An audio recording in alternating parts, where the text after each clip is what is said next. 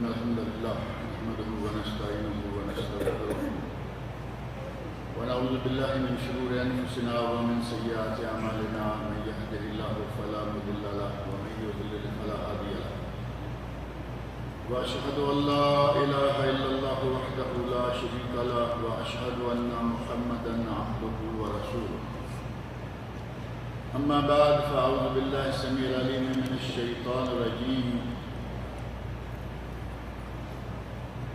وجعلوا له من عباده جزءا إن الإنسان لكفور مبين أم اتخذ مما يخلق بنات وأصفاكم بالبنين وإذا بشر أحدهم بما ضرب للرحمن مثلا ظل وجهه مسودا وهو كظيم أومن ينشأ في الحلية وهو في الخصام غير مبين وجعلوا الملائكة الذين هم عباد الرحمن إناثا أشهدوا خلقهم ستكتب شهادتهم ويسألون وقالوا لو شاء الرحمن ما عبدناهم وما لهم بذلك من علم إن هم إلا يخرصون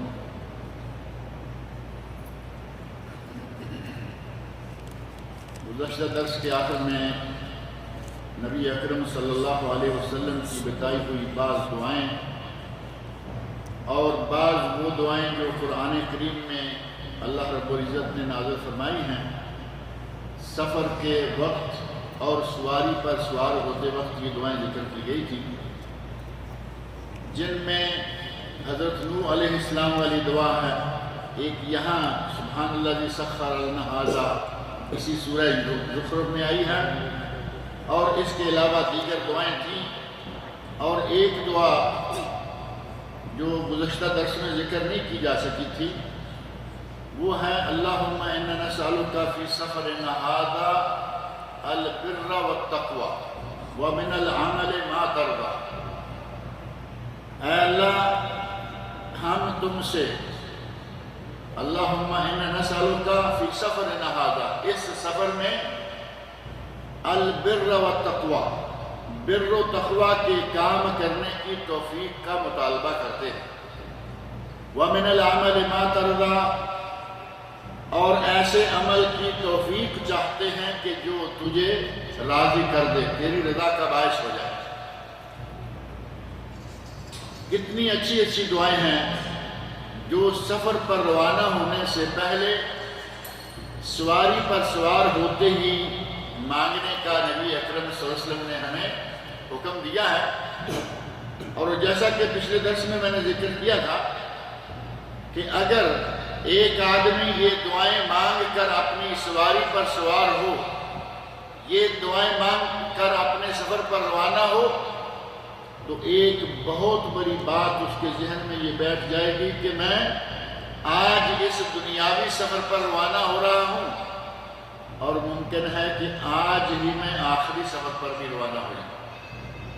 گاڑی میں بیٹھنے پر تو یہ ممکن رہتا ہے نا کہ پتہ نہیں کب ایکسیڈنٹ ہو جائے، حادثہ ہو اور اسی میں سفر آخرت شروع ہو گیا، اور پھر دعا یہ ہے کہ اے اللہ مجھے اس سفر میں ایسے کام کرنے کی توفیق عطا فرما کہ جو تیری رضا کا باعث ہو جائیں، بر و تقوی کے کام، نیک کام۔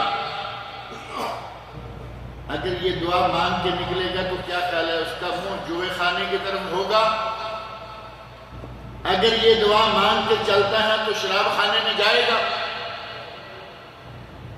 اگر یہ دعا مانگ کر وہ اپنی گاڑی میں بیٹھتا ہے وہ کسی دوسرے بدبخت کو بھی شراب خانے میں نہیں لے کے جائے گا، کیونکہ اسے معلوم ہے کہ بر و تقوی کے کاموں میں یہ نہیں آتا۔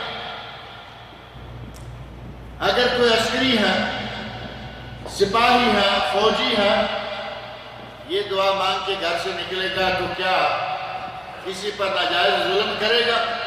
کسی کو پکڑا، مارنا پیٹنا شروع کر دیا، ظلم زیادتیاں۔ یہ دعائیں انسان کو اپنے گھر سے نکلنے کے ساتھ ہی اس کی اطاعت کی پابند کر دیتی ہے کہ میں گھر سے باہر جا رہا ہوں میں جہاں بھی جاؤں گا اے اللہ مجھے اپنی نگرانی میں رکھنا، اپنے بر و تقوی کے کاموں کی توفیق دینا اور اپنی رضا کے کاموں پر لگائے رکھنا۔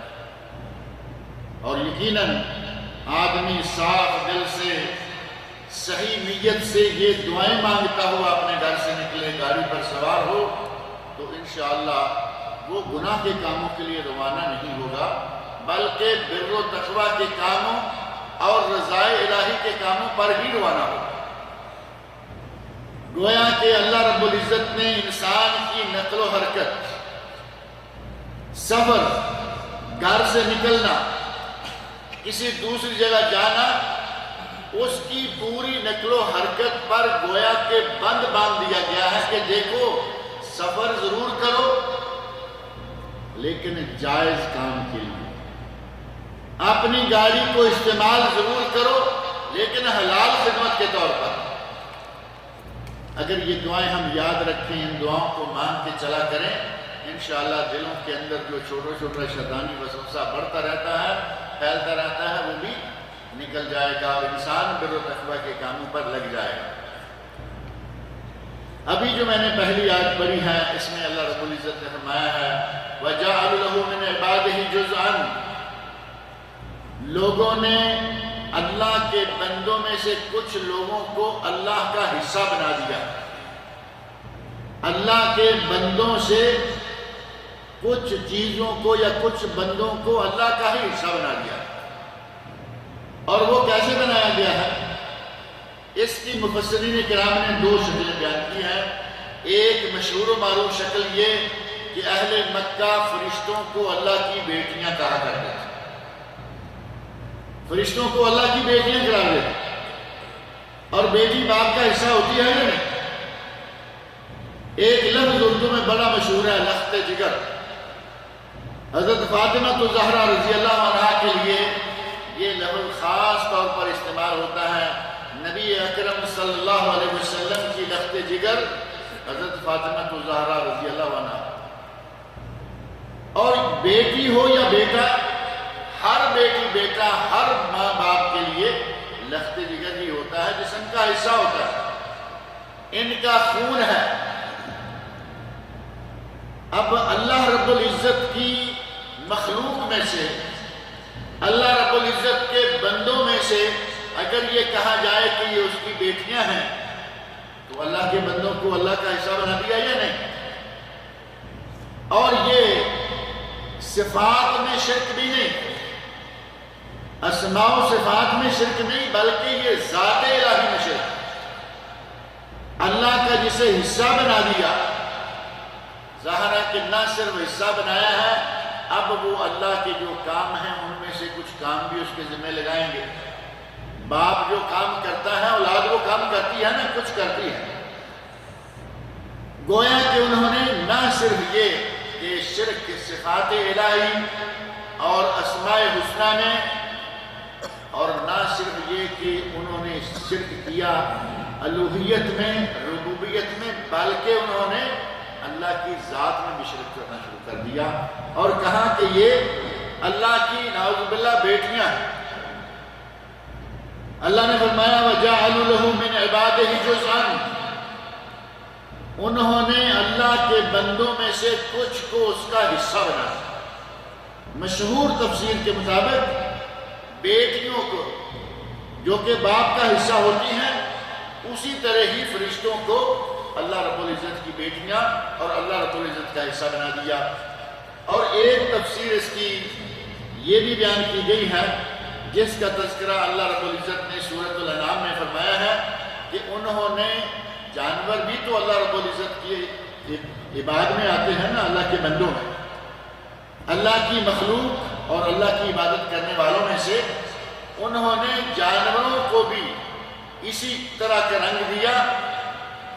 وَجَعَلُوا، آیت نمبر 136 سورۃ الانعام، فرمایا وَجَعَلُوا لِلَّهِ مِمَّا ذَرَعَ مِنَ الْحَرْثِ وَالْأَنْعَامِ نَصِيبًا، جو کھیتی باڑی اور جو جانور ان کے ہیں ان میں سے انہوں نے ایک حصہ اللہ کے لیے خاص کر دیا اور ایک اپنے بتوں کے لیے خاص کر دیا۔ فقالوا، اور کہنے لگے ھذا للہ بزعمہم، کہ یہ حصہ تو اللہ کے لیے ہے، یہ جانور اللہ کے، اتنی کھیتی اللہ کی، اتنا غلہ اللہ کا، وَھَذَا لِشُرَكَائِنَا، اور یہ جو ہمارے شریک ہیں اتنا حصہ ان کا، جنہیں اللہ کا شریک بنایا ایک حصہ ان بتوں کے لیے خاص کر دیا۔ فَمَا كَانَ لِشُرَكَائِهِمْ فَلَا يَصِلُ إِلَى اللَّهِ، جو حصہ شرکاء کے لیے، جو اپنے معبودوں کے لیے، معبودان باطلہ کے لیے حصہ نکالتے تھے، یہ فلاں سرکار کا، فلاں دربار کا، فلاں پیر کا، وہ تو اللہ کے پاس نہیں پہنچتے، وہ تو پیر کی درگاہ پہ ہی چڑھا کے آتے ہیں، لیکن جو اللہ کے لیے حصہ خاص کرتے ہیں وہ پھر ان کے پاس ہی چلا جاتا ہے۔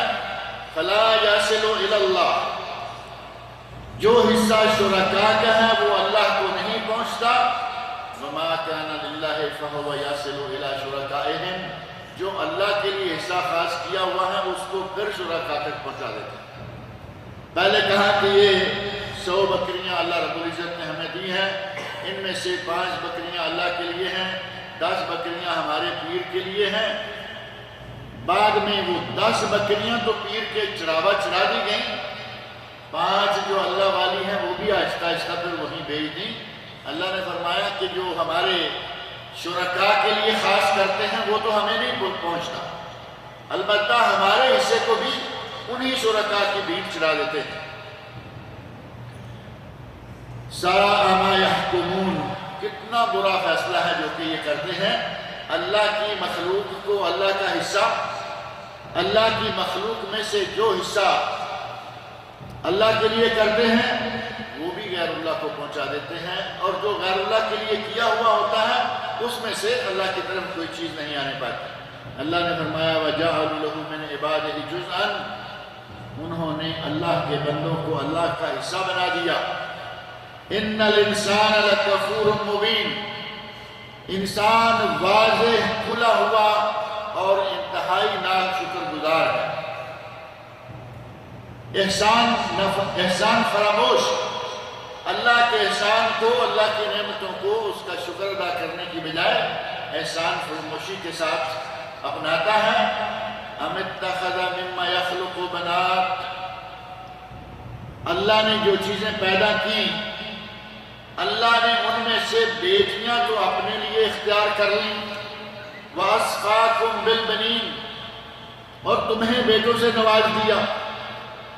اب اللہ رب العزت مشرکین مکہ کی اس بات کا رد کرتے ہوئے جو ہمارے عام سمجھ میں آنے والی بات ہے اس کی مثال دیتے ہوئے فرمایا، انہوں نے اللہ کے لیے کہا کہ یہ سارے فرشتے اللہ کی بیٹیاں ہیں، اور فرشتوں کی تعداد کتنی ہے؟ پچھلے ایک درس میں بات ہو رہی تھی کہ جہاں روئے زمین پر بیت اللہ ہے، اسی کے بالکل اوپر 7ویں آسمان پر بیت العزت ہے، اور اس بیت العزت میں روزانہ 70,000 فرشتے داخل ہوتے ہیں، اور قیامت تک انہیں دوبارہ داخل ہونے کا موقع نہیں ملے۔ اتنے لا انتہا فرشتے، اور ان تمام فرشتوں کو کہا کہ یہ اللہ کی بیٹیاں ہیں۔ اللہ رب العزت نے فرمایا کہ تمہیں ایک بیٹی آ جائے، ایک بیٹی مل جائے، تمہارے جہاں ایک بیٹی جنم لے لے تو تمہارا منہ کالا ہو جائے۔ اور اس بات کو اللہ رب العزت نے قرآن کریم کے کئی مقامات پر ذکر کیا۔ یہاں فرمایا أَمِ اتَّخَذَ مِمَّا يَخْلُقُ بَنَاتٍ، اللہ نے اپنی مخلوق میں سے بیٹیاں لے لی، وَأَصْفَاكُمْ بِالْبَنِينَ، اور تمہیں بیٹے دے دیے۔ وَإِذَا بُشِّرَ أَحَدُهُمْ بِمَا ضَرَبَ لِلرَّحْمَنِ مَثَلًا، جو تم اللہ کے لیے خاص کر رہے ہو، جو مثال تم اللہ کے لیے دے رہے ہو کہ یہ اللہ کی بیٹیاں ہیں، اگر یہی معاملہ تمہارے ساتھ کیا جائے، ظَلَّ وَجْهُهُ مُسْوَدًّا، اگر تم میں سے کسی کو بیٹی مل جائے تو تمہارا منہ کالا ہو جاتا ہے۔ اللہ رب العزت نے منہ کالا کرنے کی بات کہی کہ تمہارے یہاں بیٹی جنم لے لے تو تمہارا منہ کالا ہو جاتا ہے۔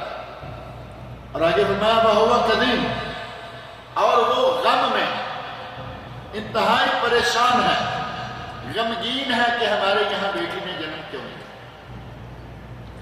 اور مجھے یاد پڑتا ہے کہ یہاں ایک مرتبہ میں نے ذکر کیا تھا، آدمی جب خوش ہوتا ہے تو اس کا رنگ سرخ ہو جائے گا، اس میں چمک آ جائے گی، خوشی کا اظہار اس کے چہرے پر نظر آ رہا ہوگا۔ اور اگر آدمی ڈر جائے، اس کا خون خشک ہو جائے گا، چہرہ سفید پڑ جائے گا۔ آدمی غضبناک ہو جائے، بہت غصے میں ہو جائے تو چہرے پہ رونق نہیں ہوگی لیکن رنگ لال ہو جائے، خون چہرے پہ چڑھ کے آ جائے گا، لیکن خوشی کی شکل میں رنگ لال اور چمک ہوگی، خوبصورتی ہوگی۔ اور اس سب کے برعکس جب آدمی دل سے غمگین ہو جائے تو اللہ رب العزت فرما رہے ہیں کہ اس کا منہ کالا ہو جاتا ہے۔ اور یہ آج کسی کو بھی آزما کے دیکھو، اگر آدمی غم میں ڈوب جائے، اب حقیقی غم تو ہے نہیں، بیٹی اللہ رب العزت کی رحمت ہے، بیٹی اللہ کی نعمت ہے، لیکن اسے چونکہ تکلیف ہے وہ یہ نہیں گوارا کر سکتا کہ اس کے یہاں بیٹی ہو۔ اگر بیٹی ہو جائے تو اللہ نے فرمایا ظل وجہہ مسودا، تو اس کا منہ کالا ہو جائے گا، یعنی شدت غم سے آدمی کا خون جو ہے اندر ہی اندر رنگ بدل جاتا ہے، چہرے پہ بجائے اس کے کہ بشاشت ہو، تازگی ہو، رونق ہو، اس کے چہرے کا رنگ کالا پڑ جاتا ہے۔ اللہ رب العزت فرمایا کہ یہی مثال جو میری دے رہے ہیں، بما ضرب للرحمن، جو مثال انہوں نے رحمان کی دی ہے کہ یہ فرشتے اس کی بیٹیاں ہیں، اگر یہی مثال ان کی دی جائے، یعنی ان کے جہاں بیٹی ہو جائے، ظل وجہہ مسودا وہو کظیم، تو یہ اس کا منہ کالا ہو جائے۔ اور قرآن کریم کے دوسرے مقام پر اللہ رب العزت نے اسی بات کو تھوڑا اور بھی تفصیل کے ساتھ ذکر کیا۔ سورہ نحل، قرآن کریم کی 16ویں سورہ، وہاں اللہ رب العزت نے فرمایا ہے وَيَجْعَلُونَ لِلَّهِ الْبَنَاتِ، یہ لوگ اللہ کے لیے بیٹیاں بناتے ہیں، کہتے ہیں کہ یہ فرشتے اللہ کی بیٹیاں ہیں۔ سبحانہ، وہ پاک ہے اولاد سے، وہ پاک ہے بیوی سے، نہ اس کی بیوی، نہ بیٹے، نہ بیٹیاں۔ اللہ رب العزت نے قل هو اللہ میں ہمیں یہ بات بتا دی، لم یلد ولم یولد، نہ اس نے کسی کو جنم دیا، یعنی نہ کوئی اس کی بیٹی نہ بیٹا، ولم یولد، اور نہ اسے کسی نے جنم دیا، نہ اس کا ماں نہ کوئی باپ، ولم یکن لہ کفوا احد، اور اس کی برابری کرنے والا کوئی نہیں ہے، وہ یکتا ہے، وہ تنہا ہے، وہ واحد ہے، احد ہے۔ فرمایا وَلَهُمْ مَا يَشْتَهُونَ وَيَجْعَلُونَ لِلَّهِ الْبَنَاتِ، لوگ اللہ کی بیٹیاں شمار کر رہے ہیں، اللہ کے لیے بیٹیاں بنا رہے ہیں، جبکہ اللہ اس سے پاک ہے۔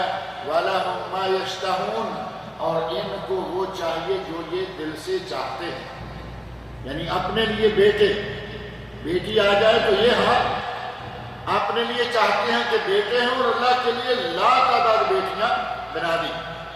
اور یہاں فرمایا وَإِذَا بُشِّرَ أَحَدُهُم بِالْأُنثىٰ، ان میں سے جب کسی کو خبر دی جائے کہ تمہارے یہاں بیٹی ہوئی ہے، اب ظاہر ہے کہ خبر تو بعد میں ہی تھوڑا ملے گی، ابھی ماڈرن دور میں تو لوگوں نے کہنا شروع کر دیا ہے کہ ولادت کے وقت باپ کو پاس ہونا چاہیے۔ آپ نے سنا ہوگا یا نہیں؟ ایک بہت بڑی ذمہ دار شخصیت نے کہا کہ ولادت کے وقت باپ کو پاس ہونا چاہیے تاکہ اسے پتہ چلے کہ عورت کتنی تکلیف سے گزرتی ہے۔ لیکن آج تک مسلمانوں میں جو کچھ آ رہا ہے وہ یہ ہے کہ عورت بچے کو جنم دیتی ہے، باپ کہاں ہے، قریب ہے، دور ہے، لیکن پاس نہیں، اسے کوئی خبر دے گا۔ دائی آئی، اس نے خبر دی، ڈاکٹر آئی، اس نے خبر دی۔ اللہ رب العزت نے فرمایا کہ جب اسے خبر دی جائے وَإِذَا بُشِّرَ أَحَدُهُم بِالْأُنثىٰ، جب ان میں سے کسی کو بشارت دی جائے اللہ رب العزت کے اس مبارک انداز میں دیکھیں، بچی کی خبر کو خبر نہیں کہا بلکہ خوشخبری کہا، بشارت کہا کہ ان کو اگر بشارت دی جائے کہ تمہارے یہاں بیٹی پیدا ہوئی ہے، بجائے اس کے کہ یہ خوش ہوں، ان کے چہرے پہ لالی پھیلے، خوشی پھیلے، ظل وجہہ مسودًا، اس کا منہ کالا ہو جاتا ہے، وہو قدیم، اور وہ بہت ہی غم میں پریشانی میں ڈوب جاتا ہے۔ آگے اللہ رب العزت نے جو اسی سلسلہ کی حقیقت بیان فرمائی وہ یہ ہے، یتوارا من القوم من سوء ما بشر بہ، اب یہ اپنی قوم سے چھپتا پھر رہا ہے۔ کیوں؟ من سوء ما بشر بہ، اسے جو بشارت دے رہی ہے وہ اس سے اتنی بری لگ رہی ہے کہ اب یہ قوم کے سامنے اپنا منہ کھلا لے کے نہیں آ رہا، اپنے آپ کو قوم سے چھپا رہا ہے، یتوارا چھپ رہا ہے من القوم من سوء ما بشر بہ، اس خبر سے جو کہ اسے دی گئی ہے، اس خبر کی برائی کے نتیجہ میں یہ اپنے آپ کو چھپا رہا ہے۔ ایمسکہ علی ہون، اور یہ دل ہی دل میں سوچ رہا ہے کہ اب میں اس بیٹی کو اپنا لوں، ایمسکہ علی ہون، کیا میں اسے ذلت کے ساتھ، علی ہون ذلت کے ساتھ اپنا لوں، ام یدسہ فی التراب، یا میں اسے مٹی میں گاڑ دوں۔ اللہ رب العزت کے لیے اتنی بیٹیاں کہہ دیا کہ اس کی اتنی بیٹیاں ہیں، اور اسے ایک بیٹی کی بشارت دی گئی تو اس کا یہ حال ہو گیا کہ منہ کالا ہے اور پروگرام کیا بنا رہا ہے، ایمسکہ علی ہون، کیا میں اسے ذلت و خواری کی حالت میں قبول کر لوں، ام یدسہ فی التراب، یا میں اسے مٹی میں گاڑ دوں۔ عہد جاہلیت میں نبی اکرم صلی اللہ علیہ وسلم کی آمد سے پہلے عورت کا دنیا میں حال ہی کچھ اس طرح کا بنا ہوا تھا کہ اگر تھوڑا سا آپ اپنے سامنے اس زمانے کا نقشہ رکھیں جو کہ سیرت کی کتابوں میں ملتا ہے، نبی صلی اللہ علیہ وسلم جس زمانے میں مبعوث ہوئے، جس زمانے میں آپ نے جنم لیا، جس زمانے میں آپ مکہ مکرمہ میں آئے، عورت کی کوئی قیمت نہیں، نہ صرف مکہ میں بلکہ پوری دنیا میں، ہر تہذیب میں۔ اگر آپ رومانی تہذیب لے لیں، آپ ایرانی تہذیب لے لیں، آپ اس زمانے کی ہندوستانی تہذیب لے لیں، اور چاہے تو عربی تہذیب لے لیں، عورت کی کوئی قیمت نہیں تھی۔ عربوں میں یہ خبر دی جا رہی ہے کہ بچی پیدا ہوتی منہ کالا ہو جاتا، اور عربوں میں بچی کو زندہ درگور کر دینا، زندہ زمین میں گاڑ دینا قرآن کریم کے اندر موجود ہے، اور نبی صلی اللہ علیہ وسلم کی احادیث میں واقعات موجود ہیں۔ قرآن کریم میں اللہ رب العزت نے ذکر فرمایا نا، وَإِذَا الْمَوْءُودَةُ سُئِلَتْ بِأَيِّ ذَنبٍ قُتِلَتْ، قیامت کے دن اس بچی سے پوچھا جائے گا کہ تمہیں کس گناہ کی پاداش میں زمین میں گاڑا گیا تھا۔ معنی یہ کہ باقاعدہ بچیوں کو زندہ درگور کر دیا جاتا تھا، اور صحابہ کرام میں سے کئی صحابی مسلمان ہوئے، اسلام لائے، تو نبی اکرم صلی اللہ علیہ وسلم کے سامنے انہوں نے اپنے واقعات ذکر کیے کہ میں نے اپنے ہاتھ سے اس طرح بچی کو زندہ زمین میں گاڑ دیا۔ یہ عربوں کی حالت، اور وہ مقام جہاں بچیوں کو زندہ درگور کیا جایا کرتا تھا، آج تک وہ مکان محفوظ ہے۔ مکہ مکرمہ میں جانے والے لوگ دیکھتے ہیں حرم کے بالکل قریب، حرم کے قریب ہی شار ابراہیم خلیل اتر کے آتی ہے، آپ کے ذہن میں ہوگا طریق ابراہیم الخلیل، یہ حرم شریف کے پاس سے اونچائی سے نیچے اترتے ہوئے وہ توحید ہوٹل ہے، اس کے پیچھے سے گزرتا ہے۔ حرم اور توحید ہوٹل کی جو بغل بنتی ہے وہاں نیچے جگہ موجود ہے، کسی سے پوچھ کے دیکھیں، بتائیں گے کہ یہ وہ جگہ ہے جسے آج تک حرم میں بھی داخل نہیں کیا گیا، الگ سے بنی، وہاں زندہ بچیوں کو دفن کیا جاتا ہے۔ اور اسی زمانہ میں عیسائیوں میں عورت کے ساتھ کیا سلوک ہوتا تھا، ہندوؤں میں عورت کے ساتھ اس زمانے میں بھی، اور ابھی زمانہ قریب تک عورت کو ہندو تہذیب میں شوہر کے بعد زندہ رہنے کا حق نہیں. ستی کی رسم تو سنا ہوگا نا آپ نے. کسی نے کوئی ستی عورت ہوتے دیکھی ہے ہندوستان میں؟ لیکن یہ واقعہ تو معلوم ہے نا. شوہر مر جائے بیوی کو مجبور کر دیا جاتا تھا کہ وہ شوہر کی آگ میں وہ بھی چھلانگ لگا کے اس کے ساتھ ہی مر جائے. یہ ہندوستان میں، ایران میں، رومانیہ میں، روم میں، کسی بھی ملک کے بارے میں نبی صلی اللہ علیہ وسلم کے عہد مبارک کی تاریخ کھول کے دیکھ لیں. بھیڑ بکریوں کی طرح عورتوں کو خریدا جاتا تھا، بیچا جاتا تھا.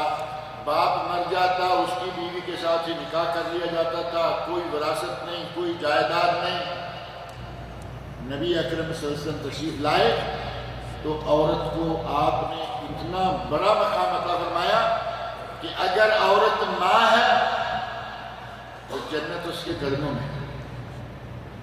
اسی عورت کو جسے بھیڑ بکریوں کی طرح خریدا اور بیچا جا رہا ہے، فرمایا کہ اگر ماں ہے تو جنت اس کے پاؤں کے نیچے. اگر بیوی ہے تو فرمایا الدنیا کلھا متاع وخیر متاع الدنیا المرأة الصالحہ. یہ ساری دنیا مال و اسباب ہے. دنیا کا سب سے قیمتی مال، سب سے قیمتی متاع، سب سے قیمتی پونجی کیا ہے؟ المرأة الصالحہ، نیک بیوی، نیک عورت دنیا کی سب سے قیمتی دولت. عورت اگر بیٹی ہے یا بہن ہے تو نبی اکرم صلی اللہ علیہ وسلم کی حدیث معلوم ہے، اگر کسی نے 2 بیٹیوں یا 2 بہنوں کو اچھی طرح پڑھایا، سکھلایا، تربیت کی اور شادی کر دی، یعنی اپنی ذمہ داری سے فارغ ہو گیا، یہ 2 بہنیں یا 2 بیٹیاں اس کے لیے قیامت کے دن جہنم کی راہ میں دیوار بن جائیں. نبی اکرم صلی اللہ علیہ وسلم کی آمد کے بعد عورت کو اس معاشرے میں بہت بڑا مقام ملا. پہلے عورت کا یہ حال تھا کہ اگر کسی کے یہاں بچی پیدا ہو گئی ہے یتوارا من القوم، وہ اپنی قوم سے چھپتا پھر رہا ہے کہ مجھے کوئی یہ نہ کہے کہ تمہارے یہاں بیٹی ہوئی ہے.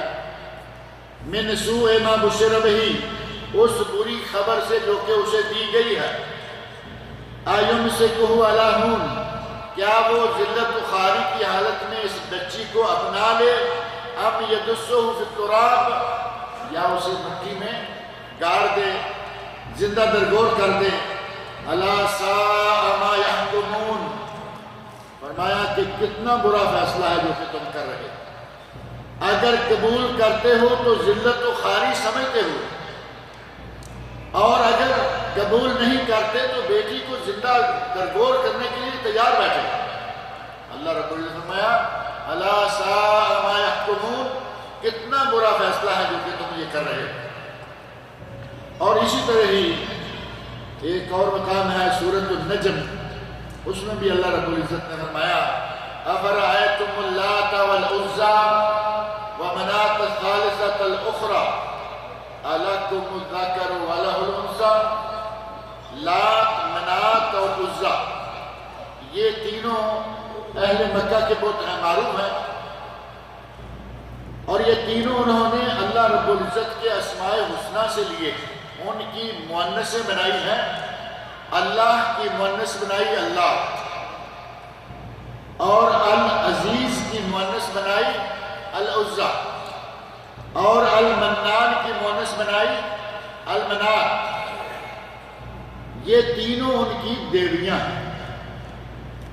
مشرکین میں یہ بھی بات مشرکین مکہ سے لے کے اور ہندوستان کے مشرکوں سے، ہندوؤں سے یہ بھی نظر آ رہا ہے کہ انہیں مؤنث بہت پسند رہی.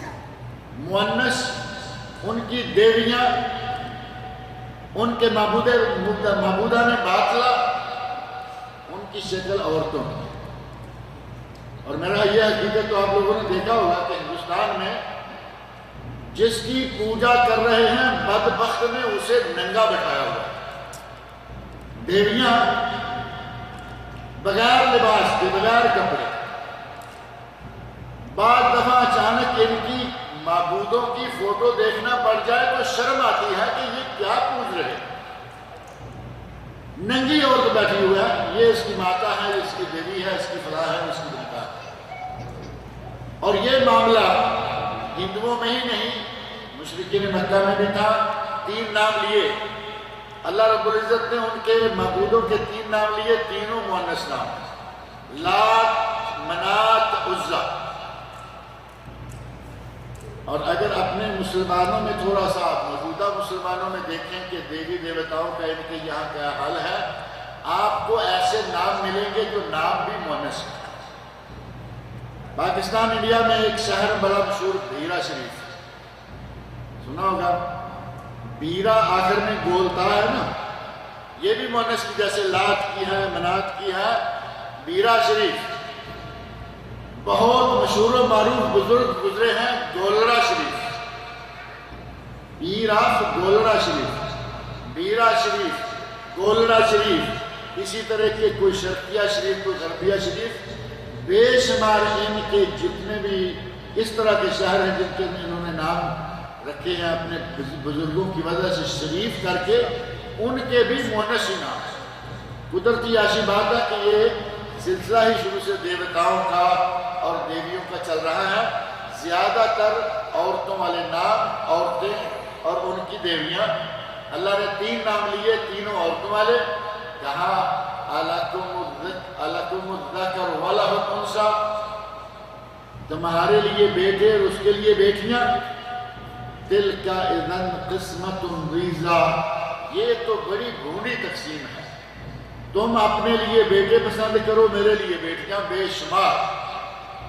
اگر پسندیدہ چیز ہے تمہارے لیے تو اللہ کے لیے بھی وہ پسندیدہ ہونی چاہیے، وہ تو پاک ہے، نہ اس کی بیٹی نہ اس کا بیٹا۔ لیکن اگر کوئی اولاد ہوتی بھی تو جیسے تمہارے بیٹے پسند ہیں، اللہ کے لیے بیٹا اختیار کرو، لیکن نہیں، اس کے لیے بے شمار فرشتوں کو کہا کہ یہ اللہ کی بیٹیاں ہیں۔ اللہ رب العزت نے ارشاد فرمایا أَوَمَن يُنَشَّأُ فِي الْحِلْيَةِ، تم نے بیٹیاں ہمارے کھاتے میں ڈال دی ہیں، اور بیٹیاں مؤنث صنف نازک۔ أَوَمَن يُنَشَّأُ فِي الْحِلْيَةِ، کیا وہ جو زیورات میں پلے بڑے اور پرورش پائے وہ ہمارے کھاتے میں؟ وَهُوَ فِي الْخِصَامِ غَيْرُ مُبِينٍ، اور جھگڑا ہو جائے تو اپنی بات کو وہ کھلے طور پر واضح بھی نہیں کر سکتی۔ عورت کے بارے میں فرمایا کہ وہ زیور پہنتی ہے، زیور میں بچپن سے لے کر جوانی اور بڑھاپے تک۔ یہ تو ہماری دیکھی بھائی حقیقت ہے نا، خواتین زیور کی بڑی شوقین ہوتی ہیں، اور اس میں ان کا کوئی قصور نہیں۔ اللہ رب العزت نے فرمایا ہے أَوَمَن يُنَشَّأُ فِي الْحِلْيَةِ، جو پلتی بڑھتی ہی زیور میں ہے۔ اب آج کل تو دیکھنے میں آ رہا ہے کہ کچھ پلنے بڑھنے والے بھی زیور پہنے ہوئے کر رہے ہیں، کسی کے ہاتھ میں بریسلٹ ہے، کسی کے گلے میں چین ہے، کسی نے سونے کی 1-1, 2-2, 3-3 انگوٹھیاں، کئی لوگوں نے گلے میں بڑے سارے ہار، ایک موٹا سا لاکٹ ہوتا ہے جو عموماً یا تو جانوروں کو پہنا جاتا ہے خوبصورتی کے لیے عید وغیرہ کے موقع پر، یا پھر اس کو لاکٹ کے طور پر خواتین میں ایک زیور ہے، مرد پہنے ہوئے کر رہے ہیں۔ اب کہیں تھوڑا سا سمجھ لیں کہ چلو یہ انگوٹھی ہے کوئی بات نہیں، مان لیا کہ کسی نے گلے میں چین ڈال لی، حالانکہ سونے کا ایک ذرہ بھی مرد کے لیے حرام ہے۔ صحیح بخاری مسلم کی حدیث میں نبی اکرم صلی اللہ علیہ وسلم نے فرمایا ہے کہ یہ میری امت کے لیے، آپ نے ایک ہاتھ میں سونا، ایک ہاتھ میں ریشم، دونوں چیزیں اٹھائیں، اور ظاہر ہے کہ آپ کے پاس تو یہ چیزیں تقسیم کرنے کے لیے آیا کرتی تھی، غنیمت میں آتی، صدقات میں جمع ہوتی، دونوں چیزوں کو پکڑا اور فرمایا کہ یہ دونوں سونا اور چاندی، اس ریشم، سونا اور ریشم میری امت کے مردوں پر حرام ہے، لیکن میری امت کی عورتوں کے لیے حلال ہے۔ مرد بھی عورت بننے کا شوق لیے ہوئے ہیں اور طرح طرح کے زیورات استعمال کرتے ہیں۔ اللہ نے فرمایا أَوَمَن يُنَشَّأُ فِي الْحِلْيَةِ، ہمارے کھاتے میں ڈالتے بھی ہو تو وہ جو کہ زیورات پہننے اور خوبصورتی، تجمل، زینت اختیار کرنے میں ہی پلتی اور بڑھتی ہے، وَهُوَ فِي الْخِصَامِ غَيْرُ مُبِينٍ، اور جھگڑا ہو جائے تو اپنی بات بھی واضح نہیں کر سکتے۔ اللہ رب العزت نے خواتین کے لیے یہ دو صفتیں بیان کی کہ ایک تو وہ خوبصورتی اختیار کرنا اپنا حق سمجھتی ہیں اور ان کا حق ہے۔ عورت کو حق ہے کہ وہ زیور پہنے، کیونکہ اسے نہ جنگ کرنی ہے، نہ کوئی اتنی بھاگ دوڑ اور مزدوریاں کرنی ہے۔ آج کل آہستہ آہستہ کچھ عورتیں شوقیہ مزدوری میں بھی نکل آئی ہیں۔ کوئی مجبوری نہیں، کوئی ضرورت نہیں، شوہر اچھا بھلا کما رہا ہے، گھر میں بیٹھے بیٹھے اسے کہیں گے کہ میں سروس کرنا چاہتی ہوں۔ اچھی بھلی شوہر کی آمدنی ہے، کھانے پینے کی سب آسائشیں موجود ہیں، کیوں بھائی کیوں کرنا چاہتی ہوں؟ یہ گھر میں پڑے رہنا پسند نہیں، باہر نکلنا، دفتروں میں جانا، سڑکوں پہ دھکے کھانا بلا ضرورت مجبوری ہے۔ تو نبی صلی اللہ علیہ وسلم کے زمانے میں خواتین نے کھیتوں میں کام کیا، کھجوروں کے نخلستان میں کام کیا، جائز ہے، لیکن بلا وجہ آدمی مزدوری پہ نکلتا پہلے۔ خواتین کو اللہ نے گھر کی رانی بنایا ہے۔ اللہ رب العزت نے زیور پہننے کے لیے، دیکھیں یہاں فرمایا کہ جو پلتی بڑھتی پرورش بھی زیور میں پاتی۔ تو سونا پہننا کس کا کام ہے؟ خواتین کا، عورت کا۔ وَمَنْ يُنَشَّأُ فِي الْحِلْيَةِ، جو کہ پرورش ہی حلیہ یعنی زیورات میں، سونے میں پاتی ہیں، وَهُوَ فِي الْخِصَامِ غَيْرُ مُبِينٍ، اور وہ جھگڑے میں اپنی بات واضح بھی نہ کر سکے، کیا وہ تم نے ہمارے کھاتے میں ڈال دی ہیں؟ وَجَعَلُوا الْمَلَائِكَةَ، اور ان لوگوں نے فرشتوں کو، الَّذِينَ هُمْ عِبَادُ الرَّحْمَنِ، جو کہ اللہ کے بندے ہیں، اناثا، اللہ کے ان بندوں کو انہوں نے مؤنث بنا دیا ہے، لڑکیاں بنا دیا ہے۔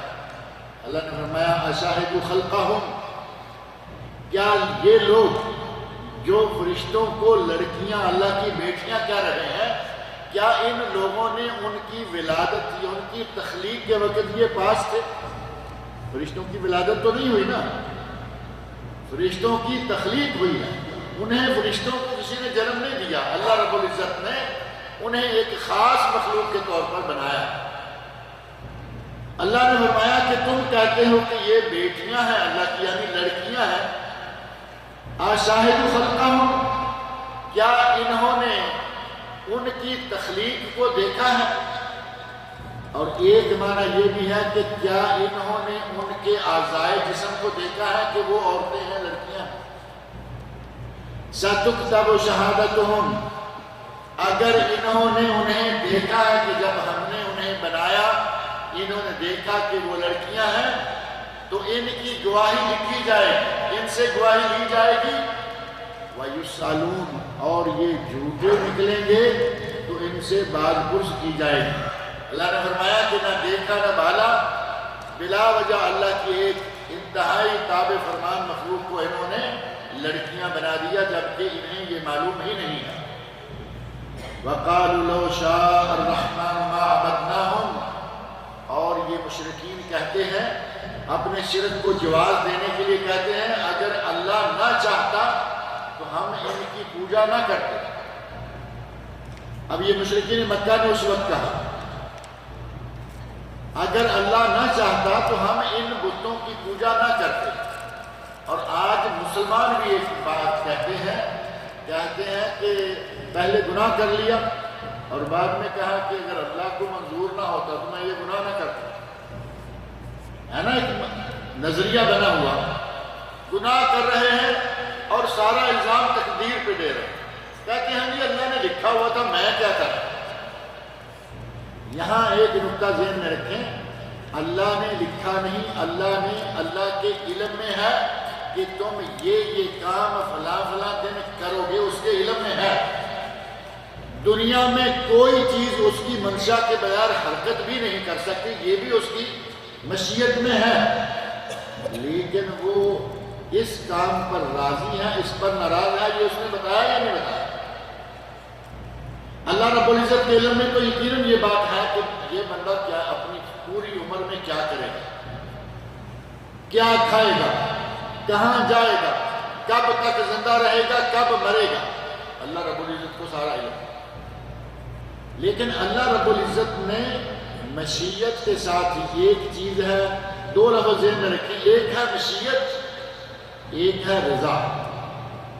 اللہ رب العزت کی مشیت پوری کائنات اس کی مشیت سے چل رہی ہے، اس کی منشا کے بغیر دنیا میں کچھ نہیں ہوتا، لیکن اس کی رضا کس میں ہے؟ زانی زنا کرے تو اللہ راضی ہوگا، چور چوری کرے اللہ راضی ہوگا، ڈاکو ڈاکہ ڈالے اللہ راضی ہوگا۔ اللہ کی رضا کے کاموں میں ہے وہ الگ چیز ہے، لیکن جو کچھ ہو رہا ہے اس کے علم میں ہے اور اس کی منشا کے بغیر کچھ نہیں ہو سکتا۔ لیکن اللہ رب العزت نے بندے کو اختیار دے دیا، بتا دیا کہ یہ اچھا کام ہے کرو گے میں خوش ہوں، یہ برا کام ہے کرو گے میں ناراض ہوں، اچھا کام کرو گے تمہیں آخرت میں اچھا بدلہ ملے گا، دنیا میں بھی ملے گا آخرت میں بھی ملے گا، اور برا کام کرو گے دنیا میں بھی ذلت و خواری نصیب ہوگی اور آخرت میں بھی عذاب ہوگا۔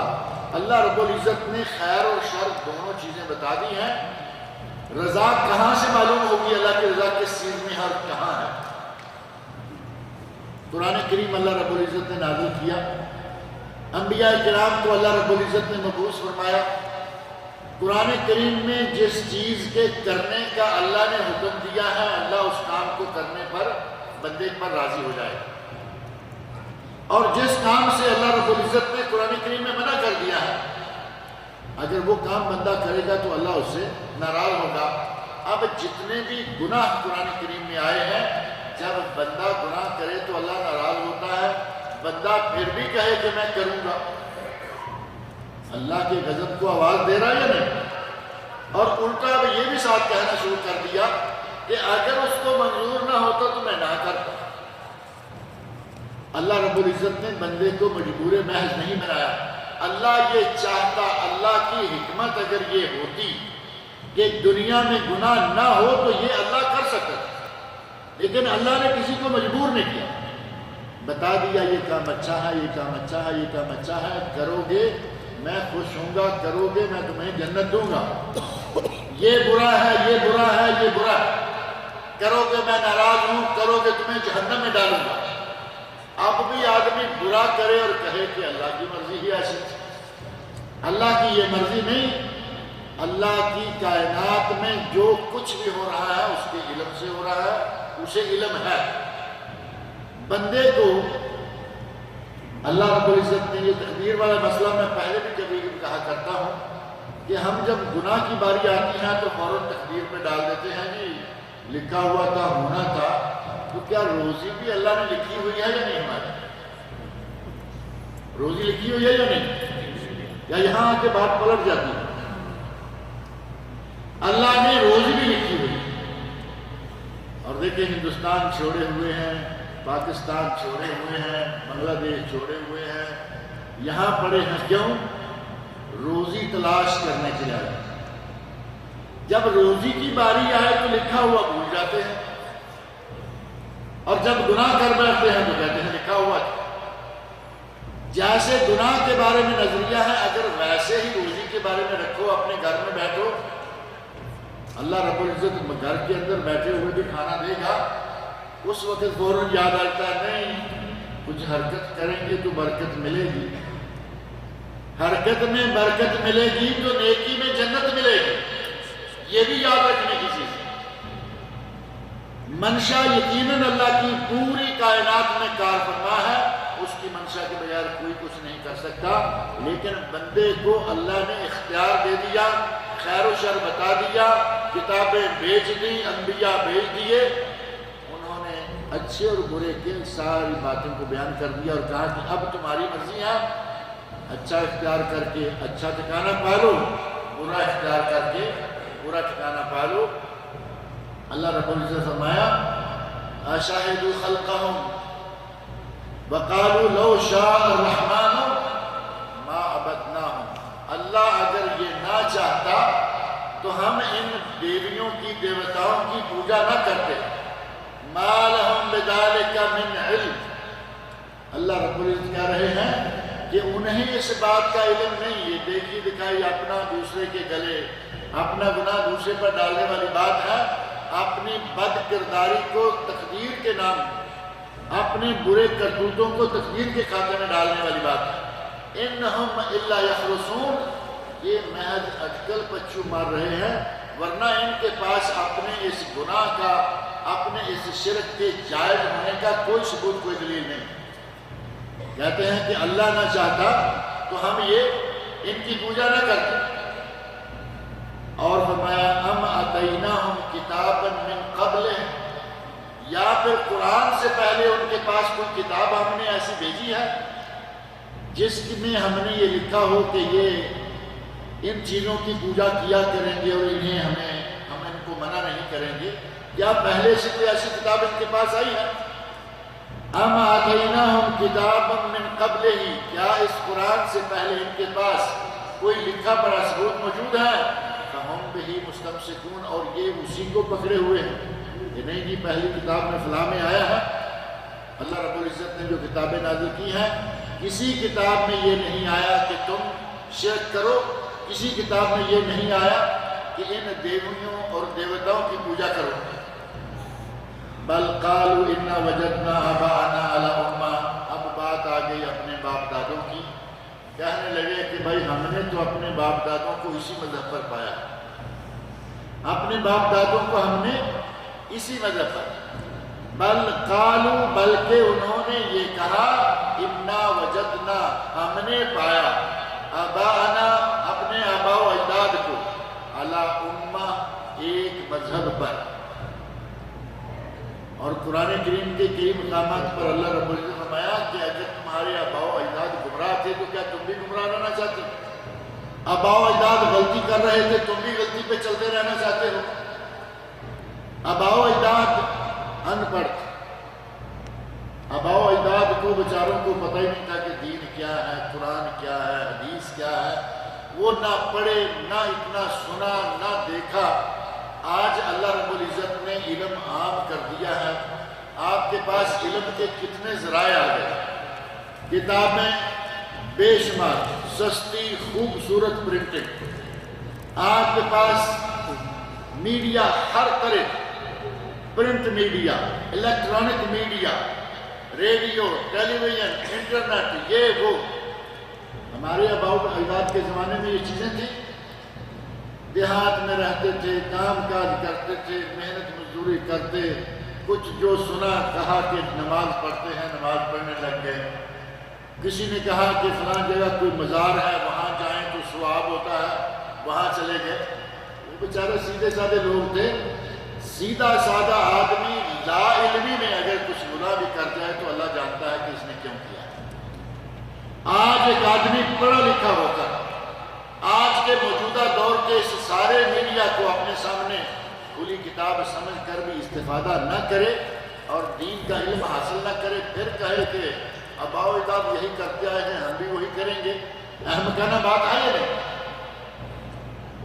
انہوں نے کہا انا وجدنا آباءنا علی امہ، ہم نے اپنے آباء و اجداد کو ایک مذہب پر پایا، وَإِنَّا عَلَىٰ آثَارِهِمْ مُهْتَدُونَ، اور ہم تو انہی کے نقش قدم کی پیروی کرتے رہیں گے، انہی کے نقش قدم پر چلتے رہیں گے۔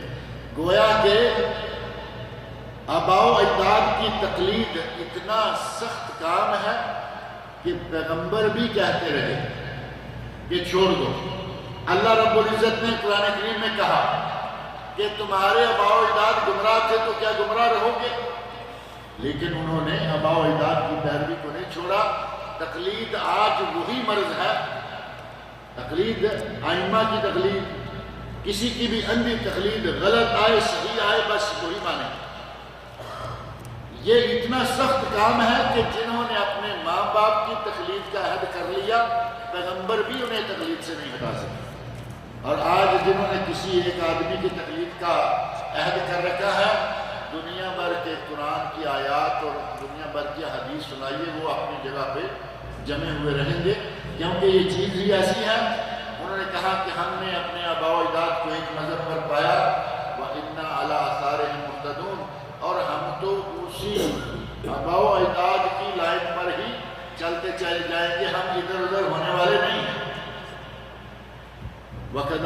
ما ارسلنا من قبلك في قرية من نذير الا قال مترفوها انا وجدنا آباءنا على امة وانا على آثارهم مقتدون.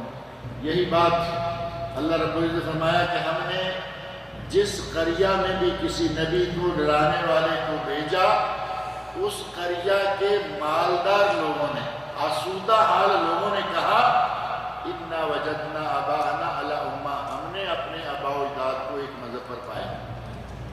مالداروں کا بطور خاص اللہ رب العزت ذکر کہ مالدار لوگوں نے کہا کہ ہم نے اپنے ماں باپ کو جیسے پایا ہے ہم تو ویسے ہی رہیں گے.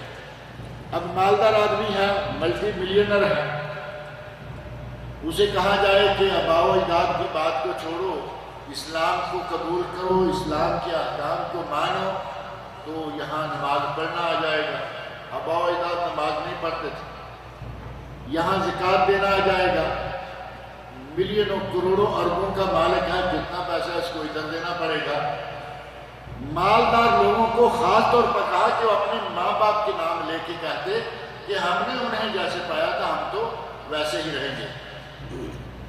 فرمایا وَكَذَلِكَ، اور اسی طرح مَا أَرْسَلْنَا مِن قَبْلِكَ فِي قَرْيَةٍ مِّن نَذِيرٍ، اے میرے نبی آپ سے پہلے ہم نے جس بستی کی طرف بھی کسی نبی کو ڈرانے والے کو بھیجا إِلَّا قَالَ مُتْرَفُوهَا، اس بستی کے آسودہ حال لوگوں نے کہا اِنَّا وَجَدْنَا آبَاءَنَا عَلَى أُمَّةٍ، ہم نے اپنے آباء و اجداد کو ایک مذہب پر، ایک دین پر پایا. وَإِنَّا عَلَى آثَارِهِمْ مُقْتَدُونَ، اور ہم تو انہی کے نقش قدم پر چلتے رہیں گے. قَالَ أَوَلَوْ جِئْتُكُمْ بِأَحْدَىٰ مِمَّا وَجَدتُّمْ عَلَيْهِ آبَاءَكُمْ، نبی صلی اللہ علیہ وسلم کہتے ہیں اگر میں تمہارے ماں باپ کے راستے سے بھی بہترین راستہ بتاؤں تو کیا پھر بھی تم ماں باپ کے راستے پہ رہو گے؟ قَالَ أَوَلَوْ جِئْتُكُمْ بِأَحْدَىٰ، زیادہ ہدایت والا، زیادہ اچھا راستہ دوں مِمَّا وَجَدتُّمْ عَلَيْهِ آبَاءَكُمْ، اس راستے سے جس راستے پر کہ تمہارے آباء و اجداد چلتے رہے. قَالُوا إِنَّا بِمَا أُرْسِلْتُمْ بِهِ كَافِرُونَ، جب کوئی دلیل پاس نہیں رہی تو کہا کہ تمہیں جو کچھ دے کر بھیجا گیا ہے ہم اس کے انکاری. اب دلیل نہ ہوگی تو کیا ہوگا؟ یا مان جائیں دلیل کے سامنے سر تسلیم خم کر لیں، یا پھر سیدھی بات ہے کہا کہ نہیں ہم تمہاری نہیں مانتے.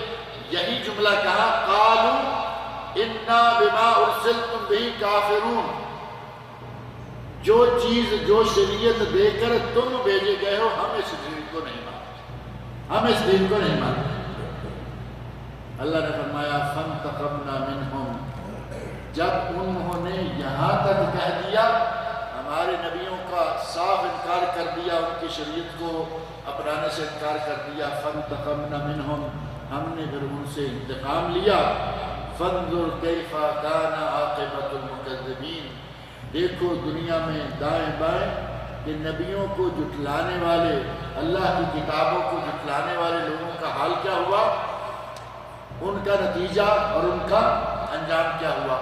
مکہ مکرمہ والے شام جاتے ہیں، ان کے راستے میں مدائن صالح پڑتا ہے، ان کے راستے میں مدائن شعیب آتا ہے، اور اسی طرح دیگر قومیں عاد، سمود، پہلی قومیں فرعون کی، نمرود کی. اللہ رب العزت نے اشارہ کر دیا کہ جب بھی کسی نے ہمارے نبیوں کی دعوت کو ٹھکرایا تو ہم نے ان سے انتقام لیا. فانظر، دیکھیے کیف کان عاقبۃ المکذبین، جھٹلانے والوں کا عاقبت اور انجام کیا ہوا. اللہ رب العزت مجھے اور آپ سب لوگوں کو قرآن کریم پڑھنے، سننے، سمجھنے اور اس کے احکام پر عمل کرنے کی توفیق عطا فرمائے. اگلی آیات سے انشاءاللہ حضرت ابراہیم خلیل علیہ السلام کا ذکر شروع ہو رہا ہے، جو کہ دنیا کے موحد ترین خلیل اور حنیف، یعنی جو یک طرفہ یکسو ہونے والے تھے. اللہ رب العزت نے ان کا تذکرہ شروع کیا ہے، جو انشاءاللہ اگلے درس میں شروع کریں. ہمارے ایک عزیز ساتھی کہتے ہیں قبر کے رہنے والے ہیں، مسلمان بھائی ہیں، چند دن قبل سڑک کے حادثے کا شکار ہوئے اور ابھی ہسپتال میں ہیں. کئی سرجری ہو چکی ہے. دعا کریں کہ اللہ رب العزت ان کو شفائے کاملہ و عاجلہ عطا فرمائے. اور بھی جو کوئی بیمار ہیں اللہ رب العزت تمام بیماروں کو شفائے کاملہ عطا فرمائے۔ ہمارے ایک ساتھی یہاں حافظ تجمل حسن درس میں آیا کرتے تھے، وہ بیمار کافی عرصے سے بیمار ہیں اور کل وہ انڈیا چلے گئے ہیں علاج معالجہ کے سلسلہ میں ہی۔ دعا کریں کہ اللہ رب العزت انہیں بھی شفائے کاملہ عطا فرمائے۔ ہمارے ایک دوست جو دروس میں بھی حاضر رہتے تھے، ان کا ایک سڑک حادثہ میں، میرا خیال ہے یہ وہی ہوں گے، اور اگر کوئی اور ہیں تو اللہ رب العزت ان کو بھی شفائے کاملہ عطا فرمائے۔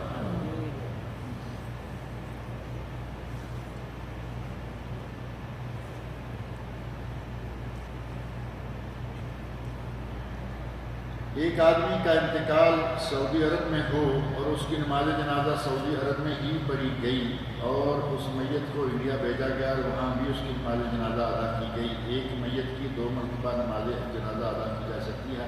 کوئی حرج والی بات نہیں ہے، یہ فرض نماز تو ہے نہیں، فرض کو بار بار نہیں دہرایا جا سکتا، یہ دعا ہے، یہ نماز جنازہ جو ہے یہ اصلاً دعا ہے، اور دعا کو اگر یہاں مانگ لیں اور پھر انڈیا والے وہاں مانگ لیں تو کوئی حرج نہیں، اور خاص طور پر یہاں میت جانے لگی، لوگوں نے جنازہ پڑھ لیا، وہاں دفنانے لگے تو انہوں نے پھر جنازہ پڑھ لیا، انشاءاللہ کوئی حرج والی بات نہیں۔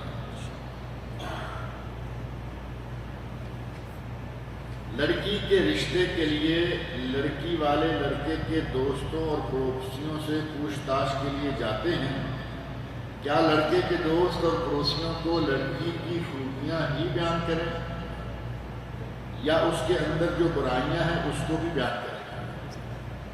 اس سلسلہ میں ایک بنیادی قاعدہ ہے، نبی اکرم صلی اللہ علیہ وسلم نے ارشاد فرمایا ہے، امانت داری کا مظاہرہ کرنا چاہیے۔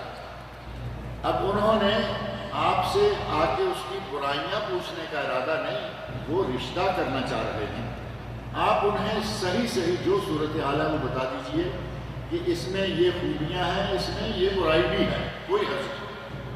لیکن اگر آپ دل سے خوش ہو رہے ہیں کہ چلے ہمیں کسی نے تو کبھی پوچھا، آج ہم اپنا زہر نکالیں گے، تو اللہ تو جانتا ہے کہ تم کیا کرنے جا رہے ہو۔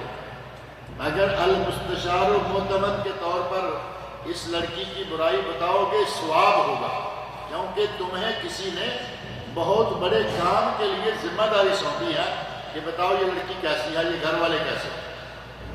اگر اس ذمہ داری کو ادا کرتے ہوئے سچ صحیح بیان کرو گے کوئی حرج نہیں ہے، لیکن اگر اپنا دل ٹھنڈا کرنے کے چکر میں اپنا زہر نکالو گے تو اللہ اسے بھی جانتا ہے، لہذا جو صحیح بیان ہے صرف وہی دینا چاہیے اور اسی کو دینا چاہیے جو رشتہ کرنا چاہتا ہے۔ ابھی دوستوں میں، ساتھیوں میں، پڑوسیوں میں وہ بالکل غلط بات ہے کہ بچیوں کے، عورتوں کے بارے میں اس طرح کی باتیں کی جائیں۔ میدان محشر میں اللہ رب العالمین ایک نبی کو پیدا کریں گے اور ان لوگوں کو وہاں آزمائیں گے، ایک نبی کو پیدا کریں گے محشر کے میدان میں، اور ان لوگوں کو وہاں آزمائیں گے جو دنیا میں نبی کا زمانہ نہیں پایا۔ یہ اگر پایا بھی ہے تو وہ دیوانہ، یہ مجنون تھا، یہ دیوانہ تھا، ایسے لوگوں کو آزمانے کے لیے میدان محشر میں ایک نبی کو پیدا کریں۔ یہ ایک نبی کو پیدا کرنے کے والی بات جو ہے وہ تو آپ نے پہلی مرتبہ ہمارے علم میں لائی ہے، ہم نے تو آج تک کہیں نہ پڑھا ہے نہ سنا ہے کہ محشر کے میدان میں بھی کوئی نبی پیدا ہو۔ البتہ یہ ایک بات ہے کہ ایک قوم یا ایک امت یا ایک طبقہ ایسے لوگوں کا گزرا کہ کسی وقت ان کے یہاں کبھی بھی، یعنی کسی آدمی کی یا ایک جنریشن کی عمر میں کبھی کوئی نبی کی خبر ان تک نہیں پہنچی، آواز ان تک نہیں پہنچی، دعوت ان تک نہیں پہنچی، وہ جیسے تھے ویسے ہی رہے، جیسے جنگلوں میں کبھی لوگ رہا کرتے تھے، نہ دین، نہ اسلام، نہ اخلاق، نہ کپڑا، نہ لتا۔ ایسے لوگوں کے بارے میں ہے کہ محشر کے میدان میں انہیں آزما لیا جائے گا۔ اب یہ نہیں کہ انہیں ایک نبی پیدا کر کے آزمایا جائے گا، آزمانے کے لیے اللہ رب العزت کے پاس بہت کچھ ہے۔ آگ نظر آ رہی ہے، حکم دیا جائے گا کہ اس میں چھلانگ لگاؤ، کہتا ہے میں نے جلنا ہے، تو پتہ چل گیا کہ اس کو اگر دنیا میں نبی آگے یہ کہتا کہ نمازیں پڑھنا شروع کرو تو یہ کہاں کیا کرتا تھا۔ آزمانے کا انداز جو ہے وہ الگ ہے، یہ نبی پیدا کرنا وہاں اللہ رب العزت کی طرف سے معاشر کے میدان میں ایسی کوئی بات نہیں۔ کسی نے لکھا ہے کہ میری والدہ کی صحت ٹھیک نہیں ہے، دعا کیجئے کہ اللہ رب العزت ان کی والدہ کی شفائے کاملہ عطا فرمائے۔ پاکستان میں میزان بینک میں سرٹیفکیٹ بنانا حلال ہے یا حرام؟ بینکوں میں سرٹیفکیٹ کون بناتا ہے؟ بینکوں میں تو پیسے ڈالے جاتے ہیں یا نکالے جاتے ہیں؟ انکم سرٹیفکیٹ ہوگا شاید کوئی ایسا ہوگا انکم سرٹیفکیٹ بنانا۔ بہرحال میں میزان بینک کے بارے میں کچھ نہیں جانتا کہ وہ کیا ہے، اسلامی ہے، پورا ہے، کچھ ہے۔ کچھ لوگ ایسے ہیں کہ نام لیتے ہیں اسلامی کا اور ہوتے نہیں۔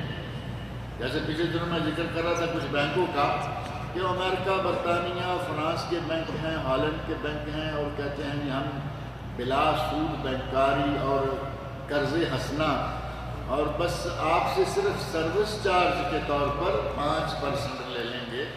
تو یہ دھوکہ دیتے ہیں بازیگر کھلا، یہ دھوکہ دیتے ہیں لوگوں کو کہ یہ سود کے نام سے تو پھنسیں گے نہیں، ان کو سروس چارج اور پیپر ورک کا نام دے کے ہی کچھ لے لیں۔ بہرحال میں ان بینکوں کے بارے میں جو پاکستان انڈیا میں جو سننے میں آتے ہیں، ان کے بارے میں پاکستان انڈیا میں جو موجود علماء کرام ہیں ان سے رابطہ کر کے پوچھیں تو زیادہ بہتر ہے۔ ویسے ہم کوشش کرتے ہیں انشاءاللہ کہ اب معلومات کئی مرتبہ لوگوں نے بات پوچھی ہے کہ پاکستان انڈیا کے جو اسلامک بینک صحیح اسلامی کام کر رہے ہیں ان کے نام ہم مہیا کرنے کی کوشش کریں گے انشاءاللہ۔ ہر مہینے پروفائل آتا ہے لیکن پرسنٹیج نہیں ہے، فکس پرسنٹیج نہیں ہے۔ پروفائل پروفٹ جو ہوگا ہر مہینے پروفٹ تو آتا ہے لیکن پرسنٹیج فکس نہیں ہے، کبھی 12 آتا ہے، کبھی 10 اور لاس نہیں آتا، صرف ہر مہینے میں پروفٹ ہی آتا ہے۔ نیٹ پر جو یہ میں نے مختصر عرض کر دیا ہے کہ میں اس بینک کے بارے میں تفصیل سے نہیں جانتا اور کبھی بھی لاس نہیں آتا۔ یہ کوئی ضروری تو نہیں کہ لاس آئے، لیکن اگر اس کی جو کنڈیشنز ہوتی ہیں اس میں لاس پرافٹ کا ذکر ہے تو پھر لاس نہ آئے کوئی بات نہیں۔ البتہ یہ کہ ان کے بارے میں معلومات انشاءاللہ حاصل کریں گے کہ یہ اسلامی ہیں یا برائے نام اسلامی ہیں۔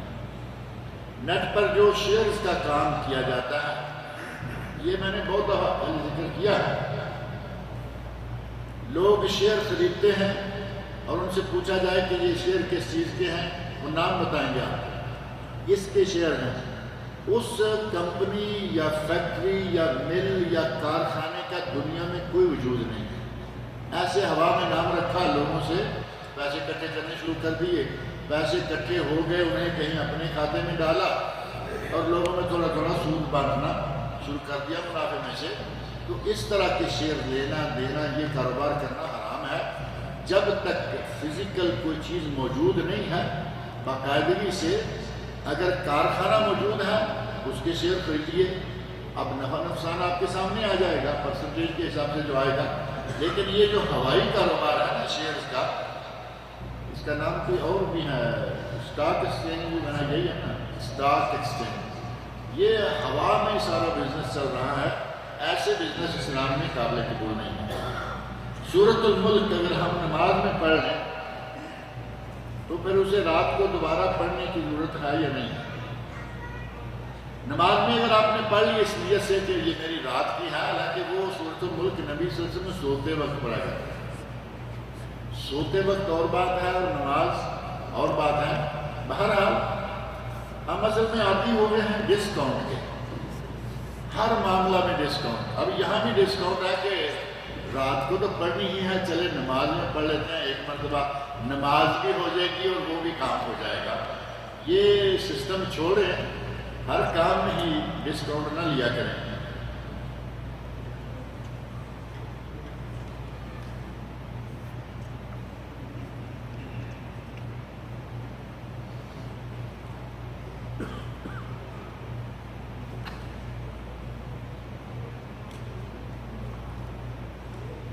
یہ کسی نے لکھا ہے کہ زمین گول ہے کے بارے میں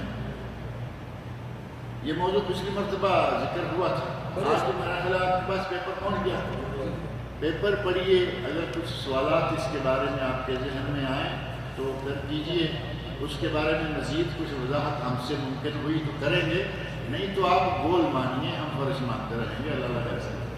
اللہ تعالیٰ مجھے اور آپ سب کو لے کر شیخ صاحب آپ نے ابھی فرمایا اس کے لیے کہ نماز جنازہ جو ہے دعا ہے، میں وہاں اپنے یہاں علماء کرام سے یہ کہا کہ آپ لوگ سورہ فاتحہ کیوں نہیں پڑھتے، تو وہ بھی یہی کہے کہ یہ نماز نہیں ہے تو دعا ہے، نہ اس میں رکوع ہے نہ سجدہ ہے، تو دعا میں سورہ فاتحہ کی ضرورت نہیں ہے، ایسا نہیں، وہ ٹھیک ہے، دعا میں سورہ فاتحہ کی ضرورت نہیں ہے، لیکن اس دعا کو کس نے سکھلایا ہمیں؟